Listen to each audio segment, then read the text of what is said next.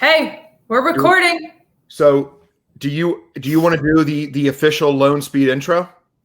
I'm going to need you to teach me. And I feel like I'm sort of scared, but go. It's changing. So Brent came up with a great one the last time he and I did a show. And Brent Schraff, the normal co-host of the LoneSpeed show, he's an actor, a stage actor, a film actor, a television actor. He's also a voiceover actor. Okay. So you have big shoes to fill here. And what he came up with was, and now the hottest and most erotic production in all of horse racing, the LoneSpeed show. So you can do that. You can switch it up, but that's the tone. That's the gist of it, Bree. That's the tone. Okay. Okay. You got to do one more time here. It's the hottest and most erotic production in all of horse racing, the LoneSpeed show. But you've got to really sell it, like you're one of those romance novels. Yeah, I feel like it's like the phone where people call in and you have the job to like talk dirty to them. Or, correct. And people pay like $99 an hour for that. Yes, that's it. You got it. I'm in the wrong profession is all I'm going to say after that conversation. I need to be one of those. Okay, the hottest and most erotic production in horse racing. In all of horse racing. In all of horse racing. The LoneSpeed show. The hottest and most erotic production in all of horse racing, the LoneSpeed show. And you are the second female co-host of the LoneSpeed show. Susie Dew. Susie's the GOAT. Yeah. She was great. She gave out Medina Spirit on our Kentucky Derby preview show.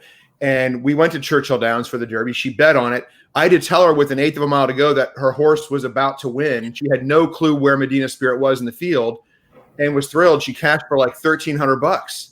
Well, and now she's got a Medina Spirit shirt because I saw that on one of the LoneSpeed shows with the whole StableDuel crossover. So, I mean, she's invested. And that's all it takes. You just need one of those horses. Oh, my gosh. We have a puppy. We love. Hey, dogs are welcome on this show. Just scared me. I've got two kids running around. I guarantee you, my kids are 9 and 8. You're going to hear their footsteps running around. They'll probably come into the official LoneSpeed corporate headquarters any minute now. So that's how we work here. That's how we work. I like it. Hey, that's what these streams are for, is just straight shenanigans. A puppy howling in the other room. Totally true. I'm really pumped for this weekend because LoneSpeed is sponsoring I believe it is a $10,000 Del Mar contest. Yes. 5 figures, $10,000 Del Mar contest. It is called the LoneSpeed.com Del Mar Challenge. $10,000 is the guarantee. It's going to cost you $100. Again, like so many people do pick sixes that cost you more than $100. I've seen $120. I've seen $400. I was in a group ticket today. They cost a lot of money. This is $100 to win thousands of dollars. And you're not going up against all of the horses who could be like a one and done and you lost on your second leg. You're going up against just the number of people that are in the contest, which normally $100 contest, it's like 120 people. So you have 1 in 100th or 120 to win thousands of dollars. I would play a couple entries personally. Yeah, why wouldn't you? And I tell you, as you know, I compete in contests. I do the $2 mythical win place. I do the live money. I'm flying to Chicago tomorrow to compete in the Hawthorne NHC qualifiers there this weekend. Those are live money contests. It's a free for all. Just got to bet 400. But the StableDuel, I'm telling you, you guys, this is so innovative and it's so cool for contest players because I'm telling you, the number of times that I've handicapped a race forwards and backwards and I'm ready for a contest and I find an 18-1 shot that I think's got a big shot and the horse runs third. In most contests, that gets you nothing. It gets you absolutely nothing. And in StableDuel, that could actually be the difference between winning and losing. 100%. So it's a great format. It's a whole different kind of strategy. You got to worry, you think about, is the race going to come off the turf? The main track only is going to draw in. Did I spot a horse that's 12-1 on the morning line that I know is actually going to be like 4-1? And that happens every day in horse racing. And if you're good at spotting that kind of value, you got a major edge in these contests. Yeah, they say I think it's Benny South Street or something on Twitter. But he just put a video out talking about maiden races. And he's like, in a maiden race, like follow the money. Because if you see a higher odds horse like be bet down, it's because somebody in that stable knows that that horse is live. So if you think, or you're good at looking at morning lines and you know that it's going to be cheaper, which I'll tell you personally, I don't know that I am good to look at a bad morning line and say it's a bad morning line, but I can look at something and be like, why is this horse 10-1? This horse is better than 10-1. So I guess that's the degree that we're talking about, but that's where your value is. So we're going to look at a 10-1 horse. It costs $1,000 in your stable. And if that horse gets first, second, or third, I mean, you're getting 60 plus points at first place, and it only cost you $1,000 in your stable. That's what it's about. Yeah, and this is a problem that I've been having with my StableDuel stables recently, and I did okay at the start. I've never won a StableDuel contest, but I think I've got maybe some thirds or some fourths, and I've collected some good cash prizes. Yeah. But something that's been bothering me recently, or a problem that I've been having, is I've been finding those 10 to 15-1 shots that aren't embarrassing themselves. Maybe even they clunk up for third or fourth and get points. But if you're going with one of those horses to save money, so that you can invest in that $8,000 or $9,000 horse, that horse better win. And a problem that I've been having is I've been having a lot of second place finishes, and that just kills you. If you spend $8,000, $9,000 of your salary cap, of your bankroll on a horse, that horse needs to win. And I've been doing okay with my 10 to 15-1 shots that have been maybe earning some points, not getting the negative points. Another huge thing you got to avoid in StableDuel. But an area where I've been weak is saving the money and then not spending that money wisely enough. So hopefully this week in the Del Mar contest, I can do a little better. You and I were talking before we went live, and I've identified a couple of long shots that I'm going to be using. But the idea for me is to try to go slim in those places. And then probably the day of the contest, Saturday, I'll take a look. I'll see what the scratches likely are to be, and I'll make those big investments in the horses that I think are the most likely winners on the card. Yeah, and so something to note on the scratch side. So if you turn your alerts on for the StableDuel app, which I know everybody's phones are going off constantly. I had some girlfriends over last night, and my phone has 229 messages, and people that drives people nuts. Well, your phones are very popular. You're a very popular person. These are when people put like people in group messages, and I hate group messages, so I just refuse to open them half the time. But so back to the alert side. So scratches wise, you actually, if you turn your alerts on, your phone will alert you and say, hey, you have scratches in this contest. So if you're not paying attention, like turn your alerts on, and then all you got to do is look down, it vibrated, and to go replace those horses. So just something to note in the StableDuel app on the scratch wise and alerts. So all kinds of strategy to think about with StableDuel. It's a serious twist on traditional contests. And things like if there's rain in the forecast, and even if I'm wrong here, Brie, I think I'm right about this. Sometimes if a race comes off the turf after the racing has started, then you get some wiggle room to change your stable, don't you? Only if there are scratches after the fact. So the games always lock at first post. So if the first race is at noon, the game locks at noon. You have to have your 10 horses selected and submitted prior to that. If you do not have 10, like some people will say, oh, well, this was early on that they were like, oh, well, I'll just wait and pick, the 10th horse as no. You have to have 10. But to that, what some people will do is think that the race is going to come off the turf. So they will select horses that they think will scratch. So if the race gets taken off the turf, that horse scratches and they can pick another one. Now, that's a little bit of a risky game, because if it doesn't come off and you picked thinking of that and you picked the wrong one, I mean, you're stuck with it. You cannot out of your stable. Or if it comes off and the horse doesn't scratch. If the horse doesn't scratch, you could get screwed that way too. Right. Yeah. So risky game. Some people play it. But so if there is a gate scratch, you can replace that with any horse in a future race, except for the last race. And that does get people. But if it's the last race, most of the time there isn't time, especially gate scratch, because it literally can scratch and they can let the rest of the field go. So that is the StableDuel rule. So any race prior to the last race, gate scratch, you can replace. Well, that applies to all fantasy sports. I mean, if you pick a fantasy football team and a player gets hurt on the opening kickoff, you don't get to replace that player. So I mean, that's kind of the nature of fantasy sports. And Yeah. sometimes it's bad luck, but StableDuel goes a long way to make sure that it is as fair as possible. And if something unforeseen happens after the contest starts, people aren't completely screwed like they would be in, say, fantasy football or something like that. Yeah, and the other side of that too is you can get negative points in StableDuel. So like sometimes it's better that you didn't get to replace the horse because you zeroed. And what if you replaced it with this horse and it got -12? I would take the 0 over -12. So, I mean, there's a ton of different ways it can happen, and there's always the what ifs, but you can't do postmortems in gambling. That's the way I look at it. Move forward, on to the next. On to the next. And speaking of, I'm on to Saturday at Del Mar. I've got a few horses highlighted. I think they're going to save some money. I know you've picked some horses. So maybe you and I join forces and I take some of yours, you take some of mine, and we crush this contest. Hey, that works for me. Actually, this card is super fun. I think there's a lot of value here. There are some good maiden races as well.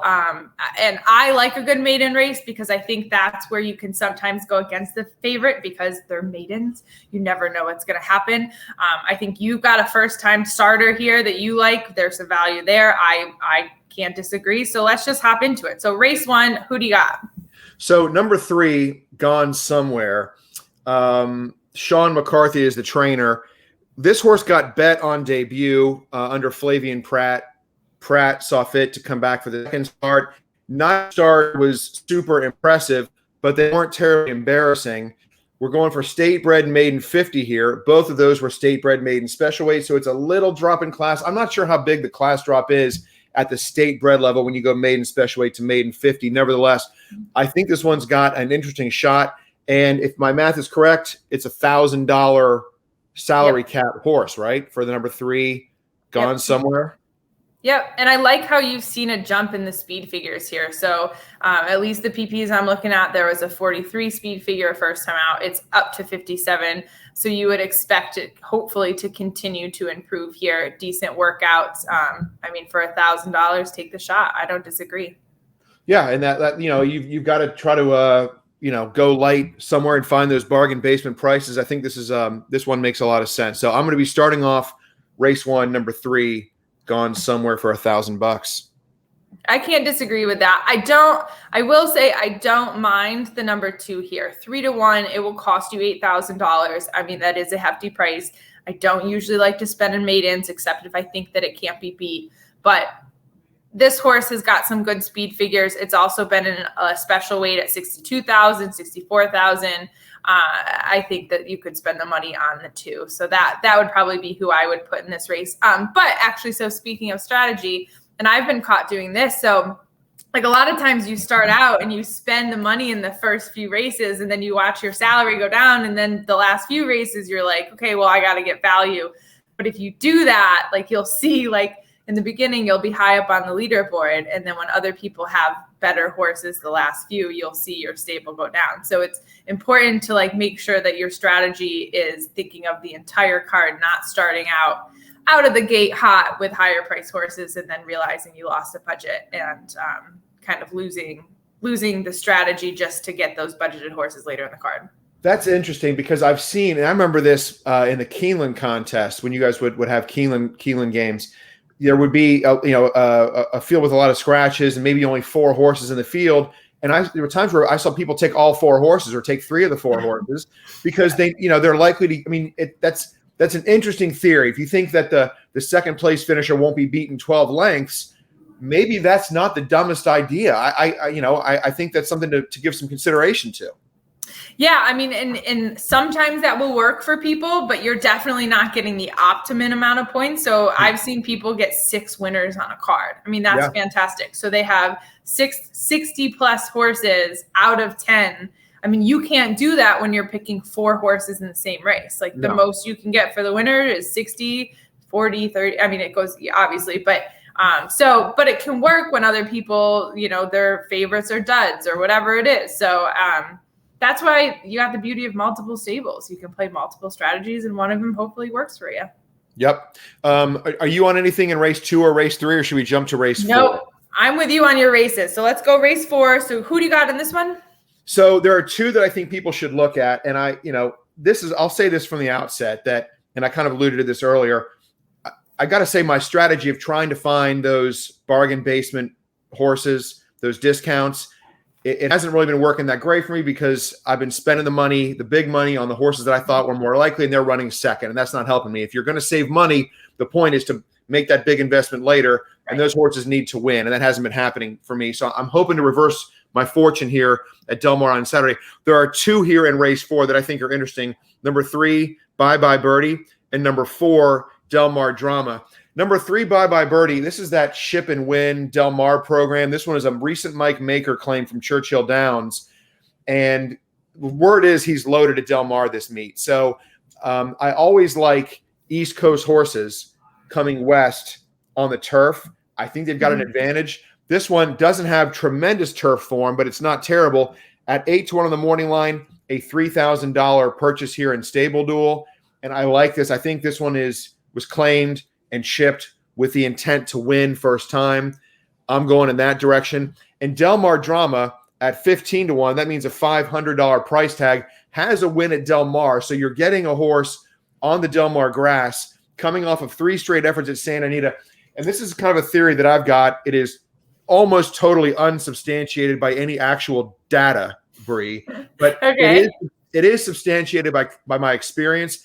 Horses that run slightly disappointing races at Santa Anita sometimes wake up on the Del Mar turf, and this one has a win from 2 starts on the Del Mar turf. I don't think number 4, Del Mar Drama at 15-1 on the morning line would be the worst use of $500. Okay, that's fair. I mean, eventually you're going to have to use a $500 horse. So I think that's a good thought process to have. I do think there's some other ones in here as I scan through. I mean, so I originally really liked the 2, and I do like the 2, but if we're looking for some value here, Cassie Bell, the number 9 at 6-1. So that's going to cost you $5,000. The speed figures on this horse are very consistent. You are in the 80s. The last 3 times there was a 62 speed figure. It bumped at the start, saved ground. I mean, you could throw that out. There's 81 before that. I like speed figures a lot personally. I know that a lot of people have opinions on that. But so I think for 6-1 to have those consistent speed figures, you're literally second, first by a neck, second by 3/4 lengths, second, 4 with that one horse that he saved ground after being bumped at the start, second, first. I would spend the $5,000 on the 9 horse here for sure. And so this would be an interesting study for people that maybe are more experienced with StableDuel than I am, is going with the expensive horses in larger fields, because obviously larger field, more competitions, can be tougher to win. I sort of have this vague theory that I've tried to use is spend on the expensive horses in smaller fields because less can go wrong. And yeah, I mean, what did you say, 5,000 or 6, whatever your horse costs? I mean, yeah, that wouldn't be the most horrible use of the money, but this is a very deep field. I mean, you've got 12 entrants. There'll be some probably a scratch or 2, but still a deep field. Yeah, and a lot can happen in this race. I mean, we're going to talk about a Peter Miller and a Barber a little bit later on. There's a Peter Miller and Barber in here, I think 7-2, was in graded stakes races, hasn't been doing well, so I kind of throw it out. But, there's a lot that can happen in this race, so that's a very good point. For me, if you're spending $9,500, that horse can't lose. So this is not a Ferenz Fire type thing. Like, the horse can't lose. Like, this is a Monomoy girl. You spend the $9,500 on that. That's where I spend. You mentioned Peter Miller and Gary Barber. Guess what? My pick in race 5, Peter Miller and Gary Barber. See, I like the duo. I'm not going to lie. Liam's Dove, first-time starter. In my note here, the mare, whose name is the Dove, 7 first-time starters, 7 foals have raced, 2 winners and a second. And at the 6-1 morning line, $5,000 price, fast gate work. I think this is probably a smart one, a well-intentioned horse. I'm going to be using the 4 in race 5 and spending the money. Yeah, so you're spending. I mean, really, you're only spending $5,000 here. And that's average, because if you're spending 50,000 on 10 horses, the average is 5,000 per horse. $5,000. Yeah, I mean, the work tab is great. You've got 48, 49. 1 minute, 5 furlongs. Like literally, this horse is not stepped out incorrectly on the work tab. It's a first time out, which I think if you've got a good work tab like that, and I love the side of the breeding that you talked about as well. So.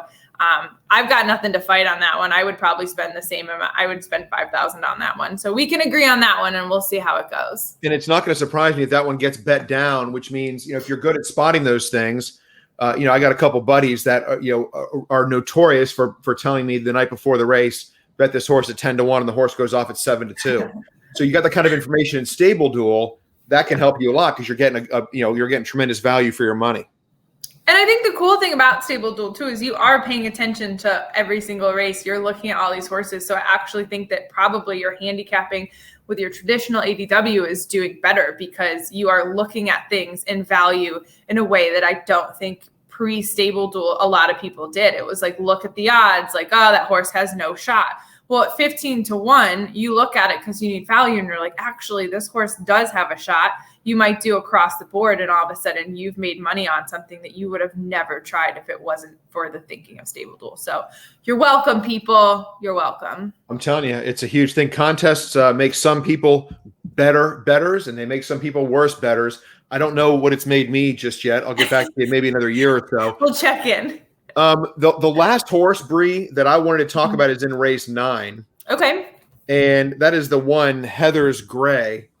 12-1, $750. So another bargain purchase. Has as much or more ability than most of these. Never missed the board at Del Mar. 3 career starts at Del Mar, 2 seconds and the third. This is kind of a deeper field. We've got 9 entered. So I think if you can get one at this price, that is logical. I'm not saying that this horse doesn't even have to win. You don't have to pick it thinking it'll win. You pick it thinking, I'm going to spend $750. Maybe this one clunks up for second or third, and I get some valuable points. Again, going back to speed figures, so this horse is 12-1. The speed figures are pretty consistent, even with the 4-1, the number 2. You've got 76 on the number 2 horse, 88, 82, 91 on the horse you were just talking about. You've got 81, 79, 75, 91. I mean, again, 12-1, you are eventually going to have to pick a true valued horse at $250, $500, $750, $1,000. I mean, speed figures here, this is definitely worth trying out. And you got Tyler Bays on him, so you look at some of the other jockeys. I mean, you could argue that maybe it's got a little bit of a step up on a jock here, maybe. What do you think? I don't know. I think that with being the opening weekend of the Del Mar meet, you never really know who's going to step up and be that, that the jockey that's going to kind of take over a little bit. You had Luis Saez win 3 races at Saratoga today, it's Thursday as we record this. Dude, he's killing it right now. He's the leading jockey at Saratoga for one day. You would have thought he was one of the Ortiz brothers. So, I mean, sometimes if you have a lesser known jock or an apprentice, that affects the price, and you can get 15-1 on a horse that maybe with a veteran jock would be 6 or 8-1. So it can work to your advantage a little bit. So those are the 5 horses that I've highlighted. I'll wait until we get a little closer to the races and decide how I want to spend all the money that I've saved with these bargain basement purchases, Bree. I'm excited to see how these do. I think some of the bargain basement ones are the funnest to watch, because you think that horse has a shot to just get close to the lead. Again, they don't have to win. Right. I mean, I would be amazed if we had 10 winners. That person is hired for the company from here on out. But you're not going to get 10 winners on your card. Like you want the seconds or thirds with a $750 spend. So if these horses that really morning line look like they have no shot, and you picked a horse that was second or third, like kudos, like that's what it's about. And it's an awesome feeling too, when you look at all those, added notes or the breeding that we were just talking about. And then you can say like, hey, I saw this. So I'm excited. And then it gets so frustrating when you're right about that $750 horse, and then the horse you spend $8,000 on runs second or third, and you're like, I saved my money to buy this horse, and you get beat by another 14-1 shot, and then you. That's like when you're like, you start yelling, and you're like, you had one job to do. Right. But that's the nature of contests. So I think StableDuel is really awesome. I'm excited that we're working closely with you guys on some of these contests, and it'll be a lot of fun. And I'm pumped now that I've got another potential co-host for the LoneSpeed show, and you did the intro amazingly. I'm going to practice it. I'm going to go in the mirror and I'm going to practice it. I feel like I lowered my voice a little bit too much. I need to find that like middle female. Right. I'm going to practice for the next one. You'll get it for the next one for sure. What is your next racetrack visit coming up? You heading anywhere cool this summer? Yes. Okay. So, and we were talking about this before because you are an avid NHC player, whatever. So we are doing a feeder contest at Colonial Downs. So Colonial Downs is opening up on Monday. I am making the drive. I am driving to Colonial Downs, which is in New Kent, Virginia. Super excited. All you gotta do is just get on 64 and head east. You'll drive right keep in. Going. Yeah, right. Well, a great team. They got Jason Beam as the announcer. Jill Byrne obviously is amazing. They have Jessica Paquette who's doing the paddock. I mean, I'm really excited for this track because I think the team in general is great. I think the product is fantastic. They seem to increase purses every single year. So StableDuel is putting a little bit of oomph behind it, and we are having a feeder Monday, Tuesday, and Wednesday. And you will get one person that wins will get we'll pay the entry for you to do the Colonial Downs online handicapping contest. So that's $500 value. And it also, I think, is a qualifier for the NHC. So there's a lot of things going on here, but all you got to do is just play all 3 contests of Colonial Downs StableDuel. And if your stable finishes in the top 5 of 3 days, then you get the free entry. Now, if that doesn't happen, it's going to be the best average finisher.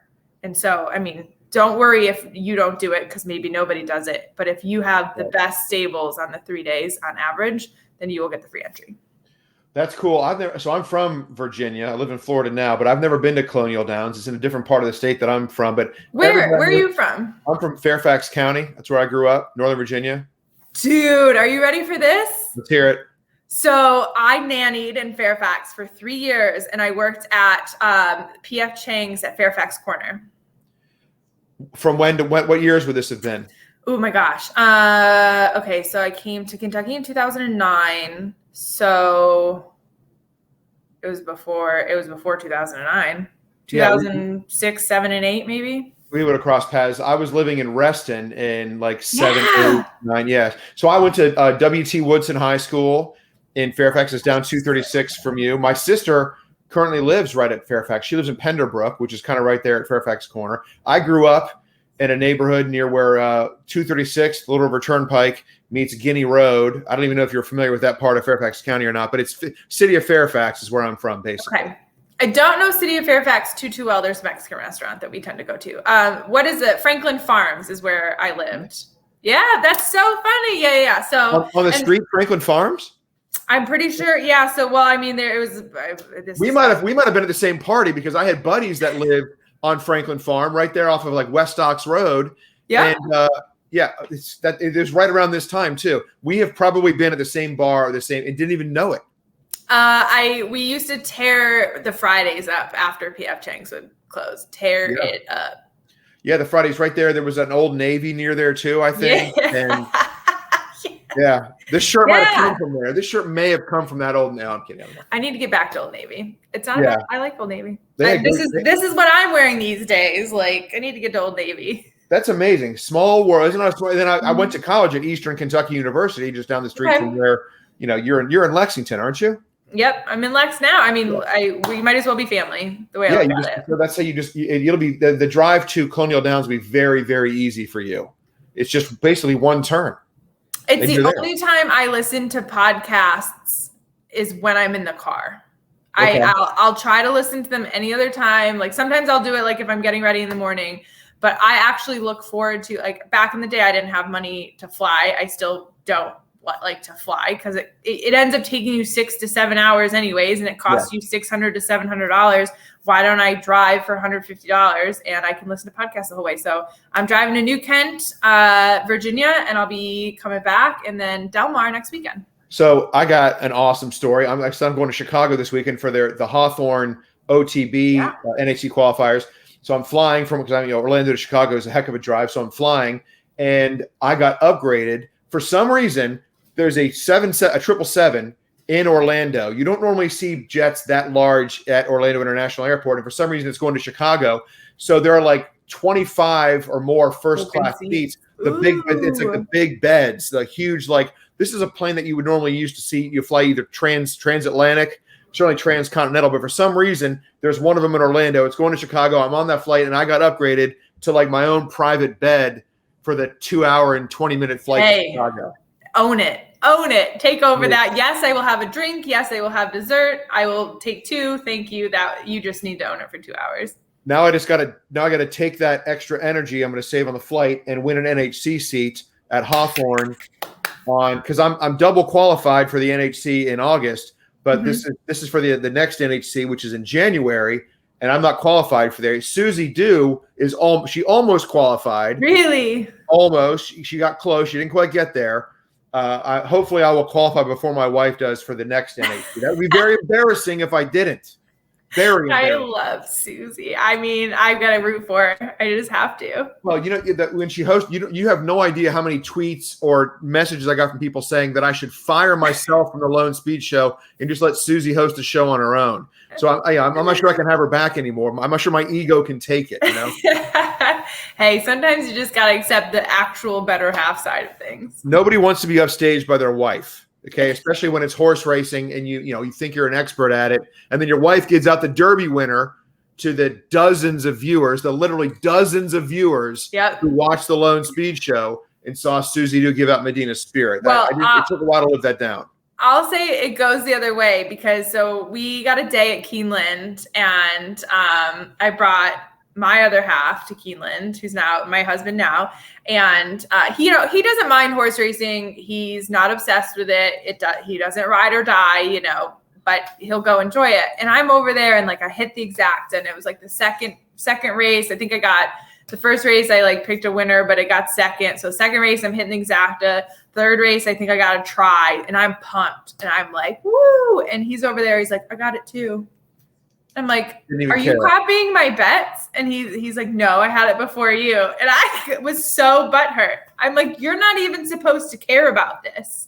Right. So I don't know that I can bring him anymore. Yeah. It took my daughters to the dog track here in Orlando before they tore it down. And my daughter bet $2 on the dog and it wins. And she won $28. I said, you want to go cash your ticket? And she's like, nah, you can do it. I'm like, wait, no. You have to do it. That's the one. You understand how this works? You have to go cash the ticket, and she didn't want to do it. Well. So ice cream money for you. That's right. I kept that money. I spent that money. Bree, this was a lot of fun. I'm really glad that we are working with you guys on these contests. Mm-hmm. It's been fun. I've got a lot of positive feedback about it. People are excited. People who I get texts. I mean, every time LoneSpeed's name is on one of these contests, I'll get 2 or 3 texts like, "Hey, where do I find this? I went to StableDuel.com. How do I get this app? What do I do?" So people are reading about it. They're learning about it. They're excited about it. I think it's a really great thing.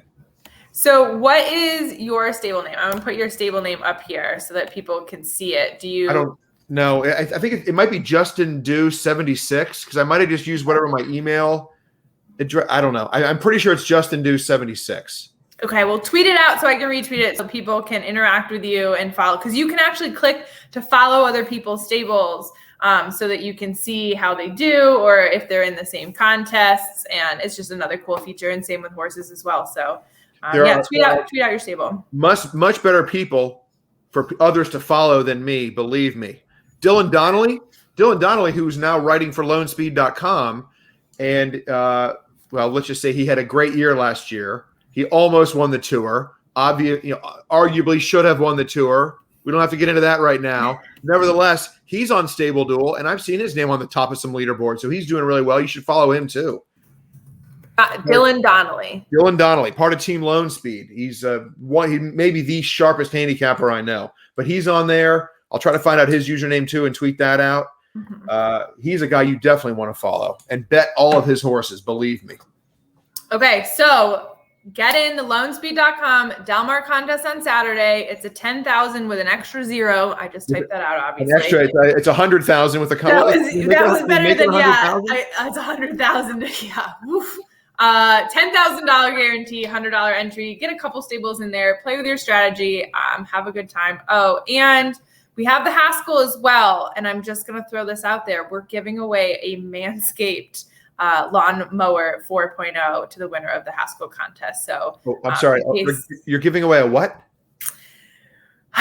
See, like I already said erotic on this thing. I can't go too deep into the next, but manscaped.com, there is something called the Lawnmower 4.0. You can look it up, but we are giving it away to the winner of the Haskell contest on Saturday as well. And hopefully the winner of the contest won't demonstrate how to use it live on the air or anything. They'll take it immediately home. We don't need to see that. That's alone time. Have a blast, like make it happen, and just on your own. Right. And then just don't tell anyone about it. Just leave it to yourself and enjoy your free prize. Yeah. Or just tweet Justin. Tell Justin all about it. Don't want to hear it. Bree, this is the time. Hey, are you going to host another LoneSpeed show with me sometime? I'm always able. I'm always around. Just give me a call. Shoot me a text. Let's do it. This is awesome, Bree. Thanks. We'll see you soon. All right. Bye, everybody.